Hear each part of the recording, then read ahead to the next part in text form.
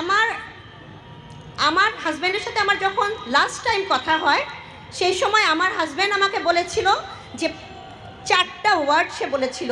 প্রথমে বলেছিল যে ভিতরে লীগের নেতারা আছে, বিডিআরের পোশাকে লীগের নেতারা আছে দরবার হলের ভিতরে।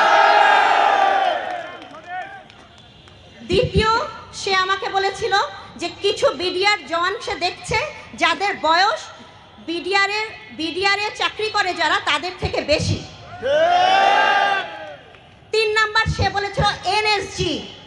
আমি এই পর্যন্ত মিডিয়া এই কথাটা বলিনি, কারণ প্রত্যেকটা মিডিয়ার লোক আমাকে বলেছে এই কথাটা বললে আমাকে মেরে ফেলা হবে। আমি তখন বুঝতে পারিনি, আমার হাজব্যান্ড আমাকে 2 বার বলেছে।